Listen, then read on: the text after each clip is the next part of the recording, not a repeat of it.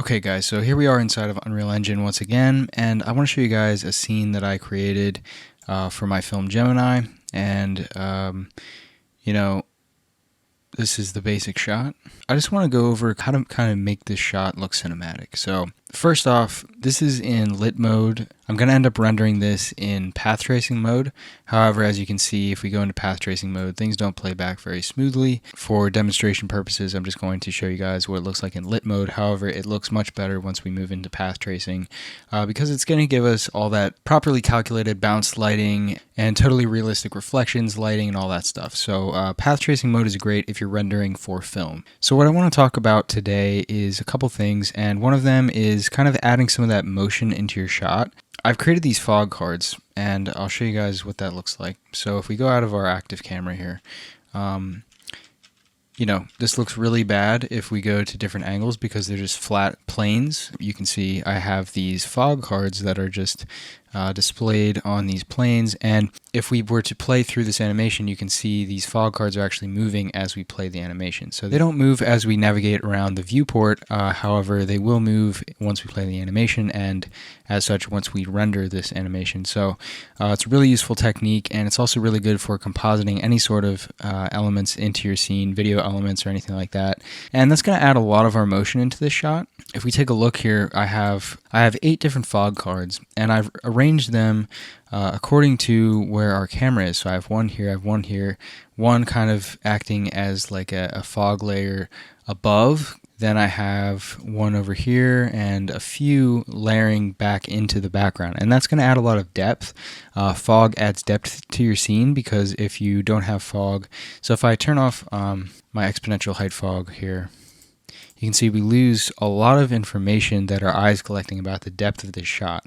So if we turn it on, we can see that the buildings that are farther away are much brighter because there's more fog in between those buildings and the camera. So that means that it's farther away, and our eye can perceive that because we know how fog works. So if we turn that off, we're losing a lot of information.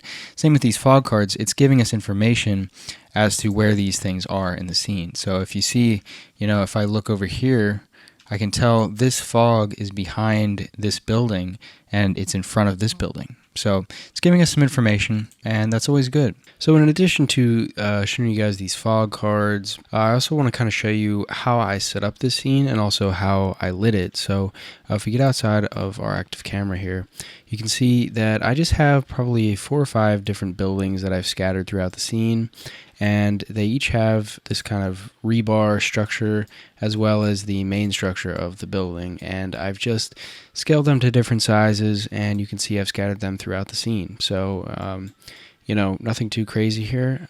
Most of that detail comes from the modeling phase, but if we go back into our camera here, what you want to keep in mind in terms of composition is creating depth in your scene, also how you're going to light it. So I have this one building here kind of front and center, and now obviously if you look at this building, it doesn't look that great, especially in lit mode when we don't have any sort of camera movement going on or anything. Just looking at the building, it doesn't look that amazing, but you have to be aware of what you're going to be doing for your shot. So I know that the camera is going to be moving, so you're not going to see much of that building. You're going to see how it's lit, and you're going to see it moving in the frame, but there's going to be a lot of motion blur, so you're not really going to see a lot of detail. So that's okay to have that kind of front and center because I'm not going to be seeing that much of it. And I've created depth by putting this building kind of front and center here. I have this one in the background and this one even further in the background, and then this one in the distance. We're showing that those buildings kind of go off into the distance. So we go over here to the other side, and now I have this building. This is the same building as this one over here. Once again, I'm kind of layering these buildings. I have this one close, this one going back into the distance, and so on. And the atmosphere that we've added is helping with that quite a bit. So if I also take a look, if we go into our path tracing mode, which is how I'm going to render this, I have a post-processing volume that is adding a little bit of that depth to our scene, because if I turn it on, you can see now I'm adding a bit of fog. Like we went over in the previous lesson discussing adding fog through post-processing volumes, which works with path tracing mode. So if I go back into lit mode, in the lit mode I used exponential height fog, same type of effect though. So we're creating that depth in our scene you know, a lot of this layout stuff kind of comes from your artistic eye. It's not something that you can necessarily teach aside from, you know, the concept that you want to show that depth in your scene. Now, another thing that I want to go over is the lighting in this scene. So as you can see, I have this nice HDRI texture, and this is just a nighttime texture. It has the stars in the sky, but we're also getting a little bit of direction from the horizon.